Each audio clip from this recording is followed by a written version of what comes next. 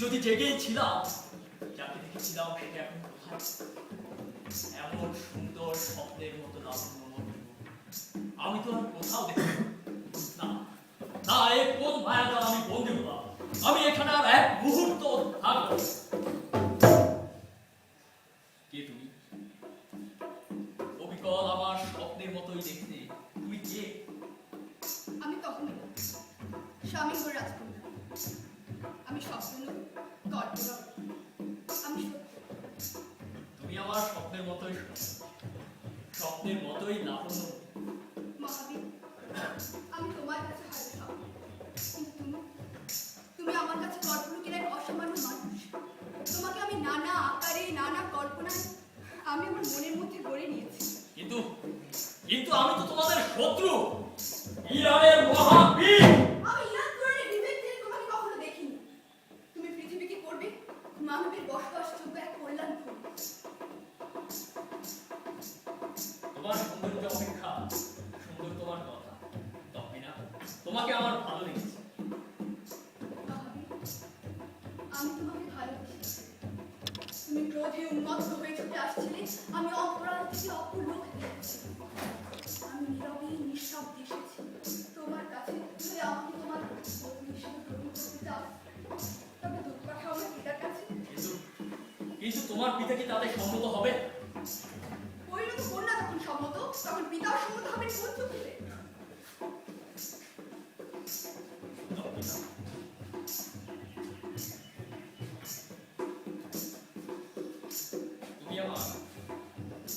তুমি আমার এই অঙ্গুরটি গ্রহণ করো। তুমি আমার স্বামী, তোমাকে আমাকে যে বন্ধন হবে তা কল্যাণের জন্য হবে।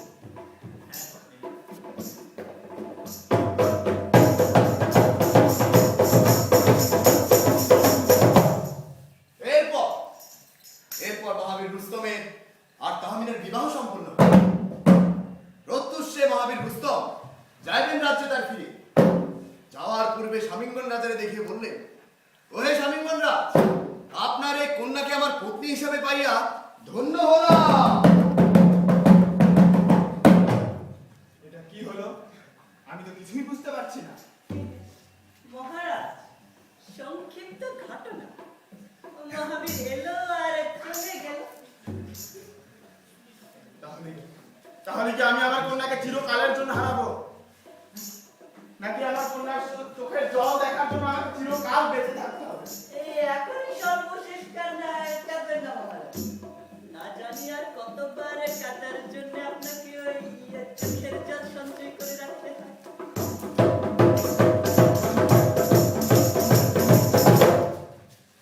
এরপর মহাবীর রুস্তম সর্বশেষ সাক্ষাৎ করার মন করিল স্থির। অবশেষে তহমিনার সাথে হইল সাক্ষাৎ। জানতে পেরে সন্তানের পিতা হবে বিধাতার আশীর্বাদ। তারপর তারপর কি হইল? তারপর মনের মাঝে দ্বন্দ্ব বাসা করে। চিন্তায় পড়ে সে দ্বিধার দ্বন্দ্বে।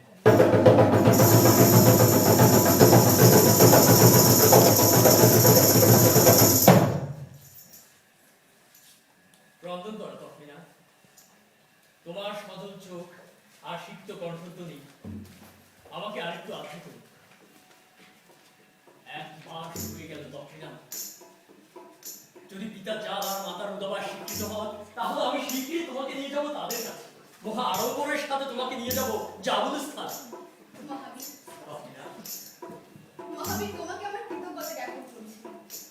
আমি মহাবীর রুস্তমের সন্তানের ঘরে নিতে চলেছি। তখমিনা, আমার তখমিনা, এই কোন মহার্ঘ সংবাদ তুমি আমাকে দিলে? আমি পুত্র সন্তানের জনক হব।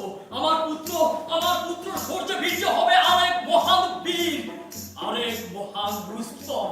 হ্যাঁ তখমিনা, আমি সেই সত্য দেখতে পাচ্ছি। কিন্তু মহাবীর, যদি আমি কন্যা সন্তান হয়, তাহলে তুমি স্নেহে ব্যর্থ হবে না? পুত্র যদি হয়, তাহলে আমি তরিতে ছুটে আসবো তোমার কাছে।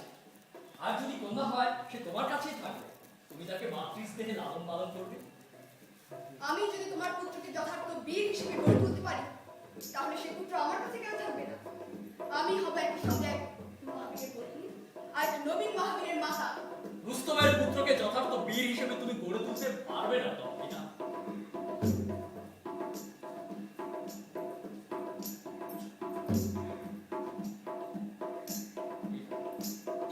এই নাও।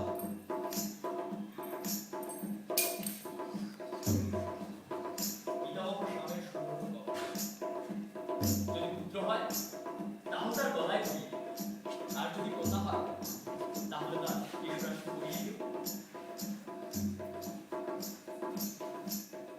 আশীর্বাদ করো। আমি যেন তোমার দেহ আনন্দ বেদনা সমান শক্তিতে বহন করতে পারি।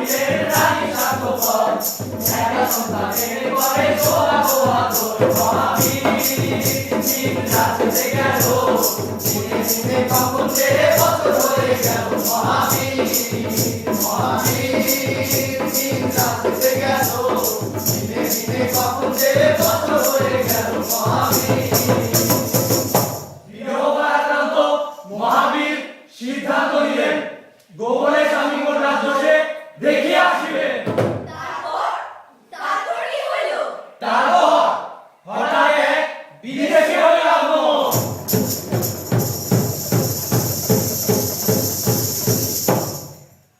প্রভু, আমি স্বামীগঞ্জ থেকে এসেছি।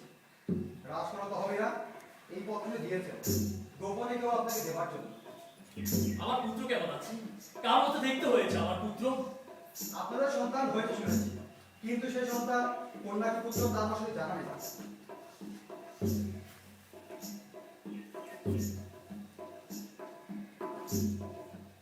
তহমিনা জানিয়েছে আমার এক কন্যা সন্তান হয়েছে। কিন্তু কিন্তু কেন এমন হলো? কেন আমার স্বপ্ন? আপনি সন্তুষ্ট হয়েছেন তো প্রভু? হয়েছি।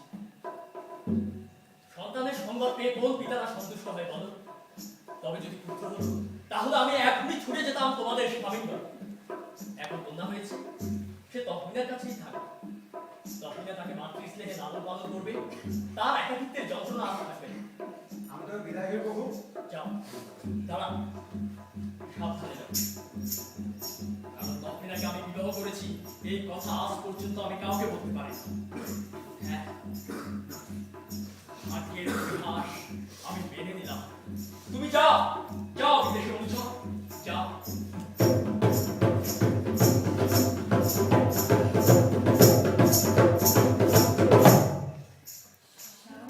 মোবাইল বের করে ভিডিও কর।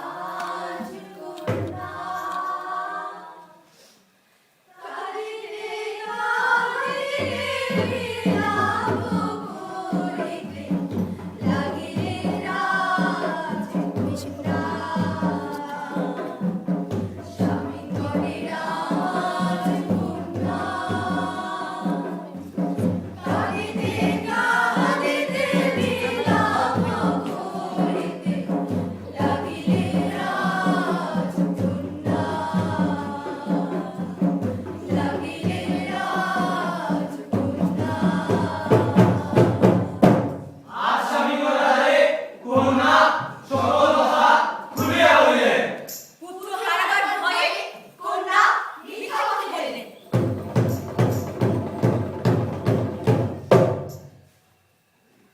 পিতা, পিতা, আমি কি ভুল করে দিলাম?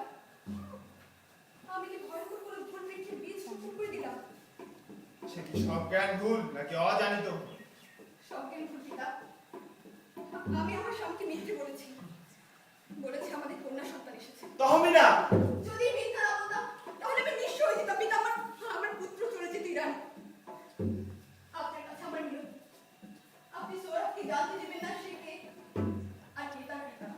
আমি সবকিছু সহ্য করতে পারি পিতা, কিন্তু আমার সৌরভের মুখ না দেখলে আমি বাঁচবো না। তুই চিন্তা করিস না মা। তোর সৌরভ তোকে ছেড়ে কোথাও যাবে না।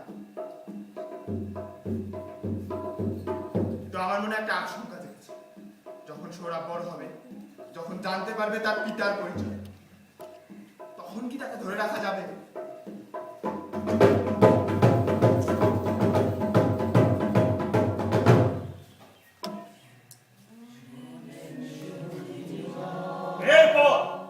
এরপর মহাবীর রুস্তমের পিতা যান এবং মাতা রুদাবা তাকে বিবাহের প্রস্তাব দিলেন।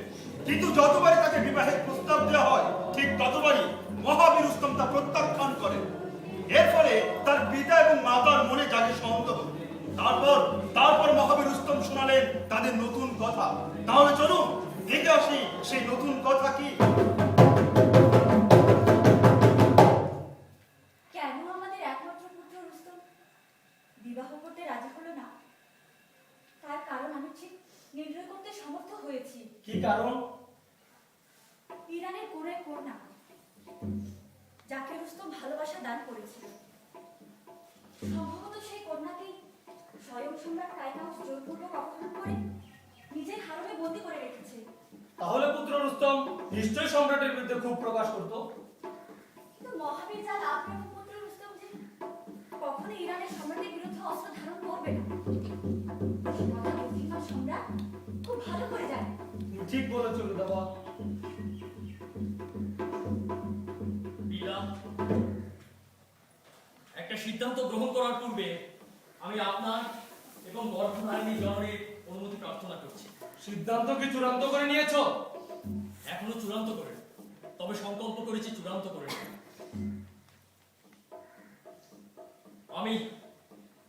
আমি আর বিবাহ করিব না পিতা। আর বিবাহ করিবে না? তাহলে আমাদের পুত্র রুস্তম কি বিবাহিত? কোথায় কোথায় আমার পুত্রবধূ? তাকে কোথায় গোপন করে রেখেছো? বলো রুস্তম, আমি এখনই তাকে ছুটে গিয়ে আমার রাজপ্রাসাদে ফিরে নিয়ে আসবো। মাতা, আমি পরিণত বয়স্ক হয়েছি, তোমরা বিবাহের জন্য আমাকে আর উৎসাহ করো না। এই জীবনে অনেক যুদ্ধ আমি করেছি, অনেক দেবদত্ত সংহার করেছি, কিন্তু আর আমি যুদ্ধ করবো না মাতা। কিন্তু এখনো যদি ইরানের কোনো বিপদ আসে, যদি তুরান পুনরায় ইরান আক্রমণ করে, তাহলে কি আমার ইরান বংশপুত্র নীরব হয়ে বসে থাকবে? তুরানের কোনো বীর কোনো কালে ইরান আক্রমণের জন্য সাহস দেখাবে না পিতা। যদি কোনো নবীন বালক ছুটে আসে, কোনো নবীন বালকের সঙ্গে যুদ্ধ করার সুযোগ আমি নেব না। কোনো ভালো বালকের অস্থি পাঞ্চ চূর্ণ বিচূর্ণ হোক, তা আমি চাইব না পিতা। পুত্র রুস্তম, আমার দু চক্ষুর দিকে স্থির তাকিয়ে বলো তো, তুমি কি কোনো রকমের ভালোবাসার হয়ে এতকাল আচ্ছন্ন হয়ে আছো?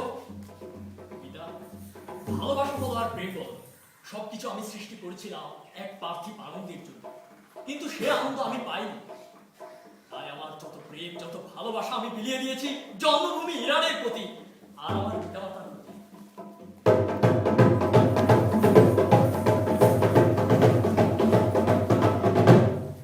এই সংবাদ শুনিয়া সম্রাট কাইকাউস অস্থির হইয়া উঠিয়াছেন। তিনি কিছুতেই মানিয়া লইতে পারিলেন না মহাবীর রুস্তমের এই সিদ্ধান্ত। তার উপরে তিনি জানতে পারিলেন কোন এক তরুণ বীর যুদ্ধে অংশ লইবে, তাই তিনি মন্ত্রণা কক্ষে পরামর্শ লইতেছেন।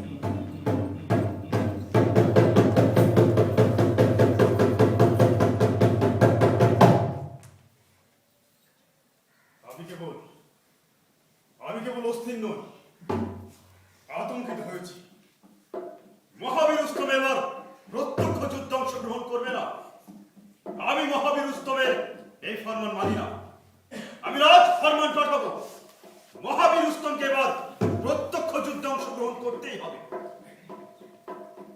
মহারাজ, গুপ্তচর আবার একটি কঠিন সংবাদ পাঠিয়েছে। আবার কঠিন সংবাদ? কি কঠিন সংবাদ? তুরানের যুদ্ধে এবার এক তরুণ বীর অংশ নেবে।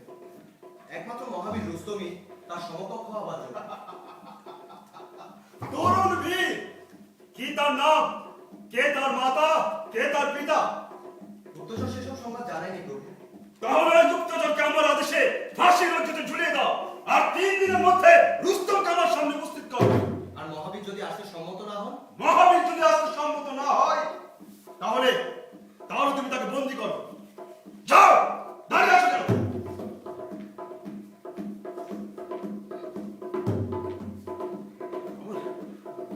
আমার চোখের সামনে কেবল গাঢ় অন্ধকার।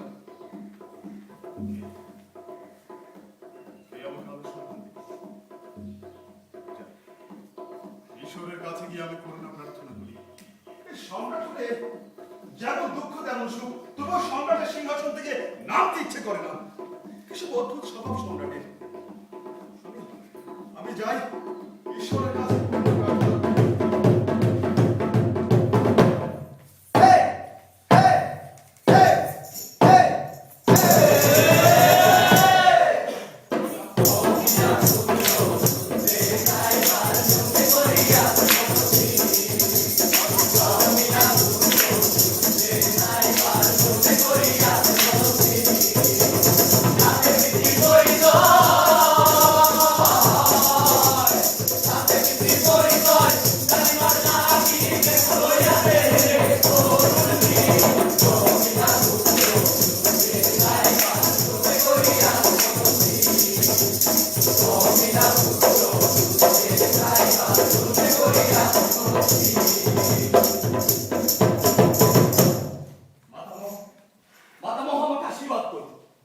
তোমার জন্য আমার আশীর্বাদ সর্বক্ষণ সৌরভ। বিশেষ করে আজ আশীর্বাদ সন্ধানের কোনো প্রয়োজন নেই। আজ সেই বিশেষ সময়। আমি যুদ্ধে চলেছি মাতামহ। যুদ্ধ? কিসের যুদ্ধ? ইরানের বিরুদ্ধে যুদ্ধ। সম্রাট আফ্রাসিয়া সৃষ্ট চিত্তে আমার ইচ্ছা গ্রহণ করেছেন। আমার নেতৃত্বে যুদ্ধে যাবে 1 লক্ষ সৈন্য। আমি ইরানের রাজাকে সিংহাসনচ্যুত করে সেই সিংহাসনে বসাবো মহান বীর রুস্তমকে। মহান বীর রুস্তমকে তুমি কেন সিংহাসনে বসাবে?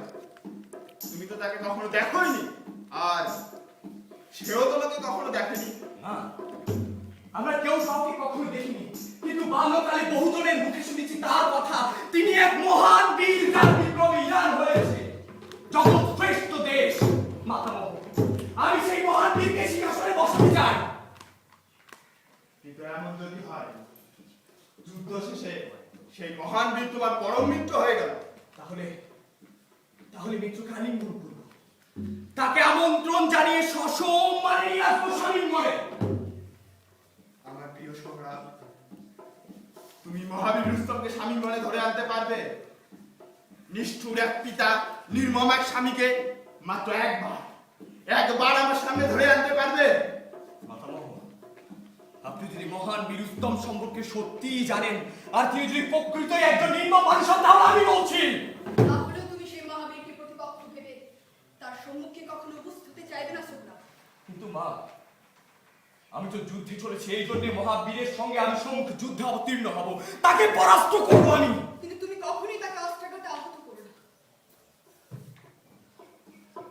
যদি রুস্তম আমাকে আঘাত করেন? না, তুমি কখনোই তা করতে পারবেন না। তিনি যখন একবার তোমার মুখ দেখবেন, তার হাতের তীক্ষ্ণ ধার অস্ত্র খসে পড়বে। কিন্তু তিনি তো জানবেন আমি তার শত্রু। না, তবুও তা কিছুতেই না। মা, মাতামহ, মা এত ব্যাকুল হয়েছে কেন? আমার পিতা যদি এখানে উপস্থিত থাকতো, তাহলে আমি আমার পিতাকে বলতাম, পিতা, আমার মায়ের চোখের অশ্রুধারা মুছিয়ে দাও, শান্ত করো তার বিক্ষুদ্র বেদনাকে। মহারাজ, সোহরাবাদ জেনেই যাক না, তার পিতা এখন ঠিক কোথায়? মাতামহ, আমাকে বলে দিন, কোথায় আমার পিতা, কোথায় তিনি? আমি আজ তোকে কিছুই বলতে পারবো না সোহরাব। কেন মাতামহ? কি সেই কারণ যে জন্য আমার জন্মদাতার পরিচয় আমি কোনো কালেই জানতে পাবো না মাতামহ? সোহরাব, তুই এখনই তোর মায়ের কাছে যা, সে আজ তোকে যথার্থ সংবাদ দিবে।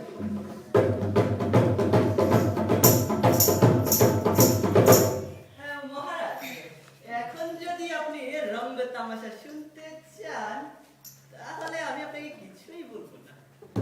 কি হতে যাচ্ছে, কি হবে, আমি তার কিছুই ভাবতে পারছি না। অনিবার্য এক সত্য মহাবেগে ছুটে আসছে। তারা প্রমাণে আমরা অচিরেই তৃণখণ্ডের মতো অনন্ত সমুদ্রে হারিয়ে যাব। মহারাজ মহারাজ মহারাজ, এই আপনি অনুগ্রহ করে ঈশ্বরের লীলার বিষয়ে কিছুই বলবেন না, কারণ ঈশ্বর বিষয়টা মাঝে মধ্যে খুবই সহজ, কিন্তু যদি একবার গিট্টে লেগে যায় না, তাহলে ঈশ্বর খুবই কঠিন হয়ে ওঠে। আসলে মহারাজ, আমাদের এই ঈশ্বর খুবই হাস্যকর, খুবই কষ্টকর আর খুবই রহস্যময়।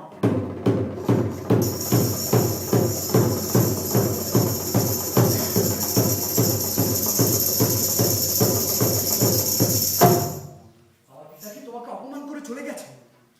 না, তিনি কি কোনো দৈব ঘটনার কবলে করে অন্ধ হয়ে গেছেন, অথবা পৃথিবী ছেড়ে চলে গেছেন ঈশ্বরের স্বর্গলোকে? তিনি বেঁচে আছে। আজ বলছি, মহাবীর রুস্তম তোর জন্মদাতা পিতার, আমি তার সহধর্মিণী তহমিনা। মাগো, হে কোন মহাবিশ্বয় তুমি উন্মোচন করলে আমার সম্মুখে, মুহূর্তে আমার পৃথিবী 10 দিন যেন আলোর বন্যায় পরিপূর্ণ হয়ে উঠল। ইচ্ছা করছে এখনই অশ্ব চালিয়ে ইরানে ছুটে যায়, পিতার সামনে গিয়ে বলি, পিতা, তোমার পুত্র সোহরাব তোমার এই সম্মুখে উপস্থিত হয়েছে। কিন্তু তিনি তোর বিষয়ে কিছুই জানেন না। তাহলে আমি এখন সেই সত্য প্রকাশ করব। আর আমি তোকে বাধা দিব না। আজ শুধুই তোর পিতার নির্দেশ মতে আমি তোর গলায় বেঁধে দিব মহামূল্যবান কবচ, সহজ মহাবীর রুস্তমের কবচ। বাবু, এত সৈনিকের ভিড়ে আমি আমার পিতাকে ছেড়ে দেবো কেমন করে? মহাবীর রুস্তমকে যদি তুই জিততে না পারিস, তাহলে সে হবে তোর দুর্ভাগ্য। দুর্ভাগ্যকে জয় করবো আমি। পিতা পুত্র মিলে জয় করবো শত্রু, জয় করবো ইরান। আমি সিংহাসন চাই না, রানী হওয়ার সুযোগ চাই না, আমি ওই সুযোগে তুচ্ছ জ্ঞান করব। আমি চাই আমার পুত্র তার পিতাকে নিয়ে ফিরে আসুক আমার কাছে, একবার, মাত্র একবার। তুমি নীরব আনন্দ নিয়ে নিশ্চিন্তে প্রবল ঘটনা করো। আমি অতি দ্রুত তোমার বুকে ফিরে আসবো, তোমাদের দুজনের হাস্যরণে জয় করবো ইরান। যাওয়ার আগে আমাকে আশীর্বাদ করো মাতা। যাও, যাও।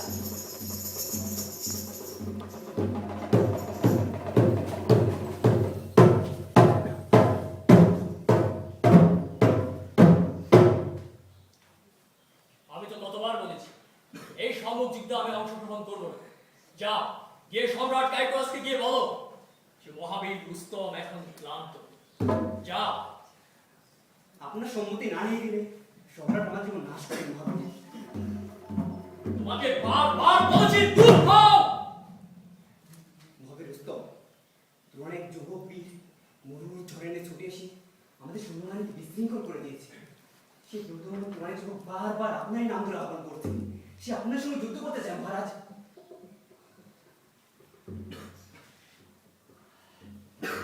সম্রাট টাইগাসকে গিয়ে বলো এই যুদ্ধে মহাবীর রুস্তম অংশগ্রহণ করবে। যা দাঁড়া, কিন্তু এই যুদ্ধে একটা ছোট্ট কৌশল অবলম্বন করবো।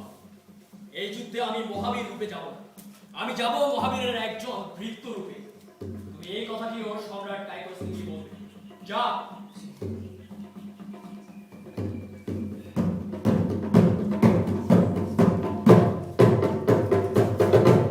এরপর ইরানের মহাবীর রুস্তম আর তুরানের তরুণ বিস্তহরা দুজনে যুদ্ধ করবার জন্য সম্মুখে উপস্থিত হইল। তারপর কি হইল? তারপর কি হইল? তারপর যা হইল দেখুন সচক্ষে।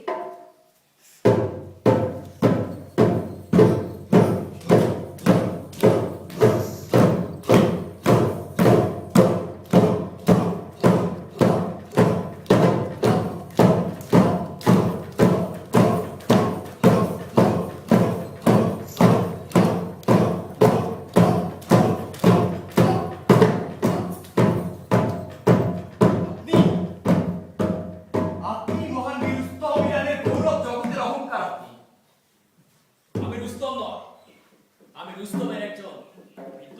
কিন্তু আপনাকে দেখে তো আমার ভ্রম হয়। আমার মন বলছে আপনি রুস্তম। এই পুরানি বালক, পুনরায় আর বলি আমি রুস্তম নই। রুস্তম তোমার মতো তুচ্ছ বালকের সঙ্গে যুদ্ধ করার জন্য এই যুদ্ধক্ষেত্রে আসবে না। কিন্তু আমি তো মহান বীর রুস্তমের সঙ্গে যুদ্ধ করব বলেই যুদ্ধ প্রান্তরে এসেছি। তার পূর্বে তুমি আমাকে পরাস্ত করো। আমি রুস্তমের একজন দেহরক্ষী মাত্র। যদি আমাকে পরাস্ত করতে পারো তবেই তুমি রুস্তমের দেখা পাবে। আগে আমার আঘাত সহ্য করার ক্ষমতা তোমার আছে কিনা তার প্রমাণ তো দিতেই হবে।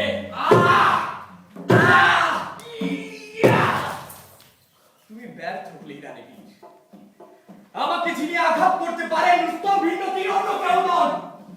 তার পরাজয় মেনে নিয়ে ফিরে যাও রুস্তমের শিবিরে। তাকে বলো আমি মাত্র একবার তার সঙ্গে দেখা করতে চাই। এবার এবার তুমি নিশ্চিত মৃত্যুর জন্য প্রস্তুত। লড়াই তুমি ব্যর্থ হলে। কে তুমি? কি তোমার পরিচয়? আমার পরিচয় জানার অধিকার আছে মাত্র একজনের। যদি বলি সে একজন তোমার সম্মুখে দাঁড়িয়ে আছে। তুমি তুমি মহান বীর রুস্তম। না, আমি রুস্তমের একজন ভৃত্য মাত্র। অর্থাৎ তোমাকে পরাজিত করতে পারলে রুস্তমের সাক্ষাৎ পাবো। মনে রেখো আমার আঘাতে তোমার মৃত্যু অনিবার্য। এমন ক্ষিপ্র আক্রমণ ও প্রবল যুদ্ধ কৌশল তুমি কার কাছ থেকে শিখেছো? এই কৌশল আমার রক্তের ধারার মধ্যে প্রবহমান। এবার আমার আরেকটি আক্রমণ গ্রহণ করো। হে তুরানি বালক, আমাকে পরাস্ত করার আগে আমি তোমাকে ইরানের যুদ্ধ নীতি স্মরণ করিয়ে দিই। কে এই নীতি ঘোষণা করেছেন? না, যে ঘোষণা করুক, তুমি প্রথম আঘাতে আমাকে একেবারে পরাজিত করতে পারো না। আমি মহাবীর রুস্তমের কাছে এই নীতি শিখেছি। মহাবীর রুস্তমের নীতি। তোমাকে আমি প্রাণ ভিক্ষা দিলাম। এখন তুমি আমার সঙ্গে সম্মুখে যুদ্ধে পুনরায় অবতীর্ণ হতে পারো। তোমাকে আমি আর সেই সুযোগ দেব না রুস্তমের সাথে সাক্ষাৎ। এবার তুমি নিশ্চিত মৃত্যুর জন্য প্রস্তুত।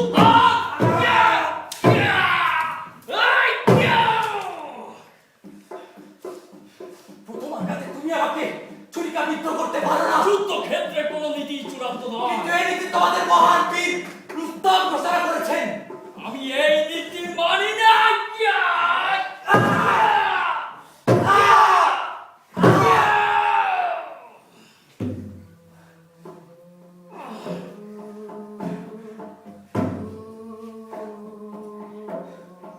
তুমি তুমি অন্যায়ভাবে আমাকে আঘাত করেছো। আমার সহধর্মিনী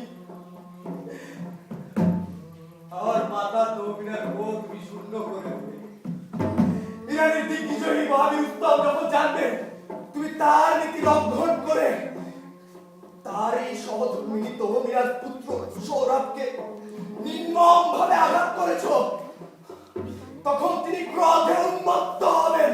কি বলতে চাও তুমি? কে তুমি? আমি আমি মহান বীর উত্তমের পুত্র সৌরভ। মিথ্যে কথা, মিথ্যে কথা। তহমিরার গর্ভে সন্তান ছিল এক কন্যা সন্তান, তার গর্ভে কোনো পুত্র সন্তান জন্ম নেয়নি। আমার মাতা মিথ্যে সংবাদ দিয়েছে।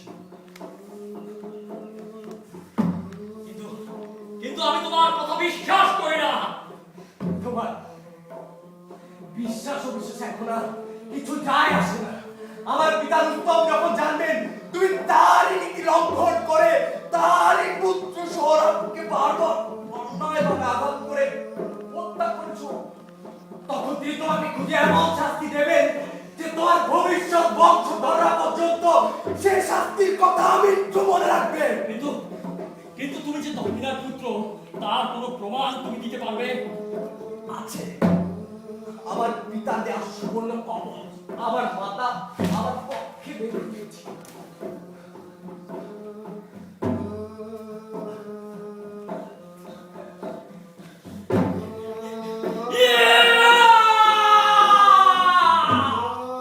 ঈশ্বর, আমি কি করলাম? ঈশ্বর, এই কোন হত্যার রক্তে আমি সিক্ত হলাম। কে তুমি? সৌরভ, সৌরভ, আমি তোর পিতা সৌরভ। তুমি মহান বীর রুস্তম, আমার আগেই বারবার করছে, আমাকে বারবার বলো তুমি রুস্তমের কথা। সৌরভ, সৌরভ, এই আমি কি করলাম? এই আমি কি করলাম? আমি তোকে মরতে দেব না সৌরভ, পিতা, আমি তোকে মরতে দেব না। রুস্তম তোমার সমান হয়। তুমি মহান বীর, তুমি আমার মাতা তোমরাকে বলো তোমার পুত্র তোমার কোলে মাথা রেখে প্রদীপ্ত সূর্যের দিকে তাকিয়ে পৃথিবী ছেড়ে চলে গেছে। সৌরভ, সৌরভ, আমি তোকে মরতে দেব না, আমি তোকে মরতে দেব না। আমার মা আমার দ্বারা কিছু করবে না, পিতা। সৌরভ, আমাকে তোমার পক্ষে জড়িয়ে ধরো। সৌরভ, এই ঈশ্বর, এই আমি পিতা, কি করলাম? পিতা, পিতা, পিতা, পিতা।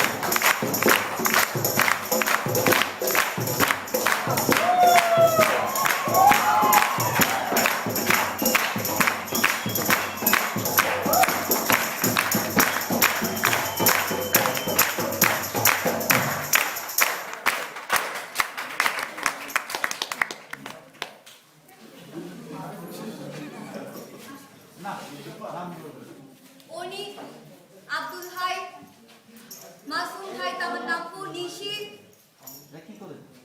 স্যার, চারজন হচ্ছে লাইভে ছিল। লাইটে ছিল হচ্ছে মাসুম ভাই, তামান্না আপু, অনিক, আব্দুল ভাই। আর সেট ড্রপ সব কিছুতে সহযোগিতা করেছে সুইনু, মাসুম, জোবায়ের, শাকিব, আহাদুর, টমি, বৃষ্টি, শেখ মারুফ।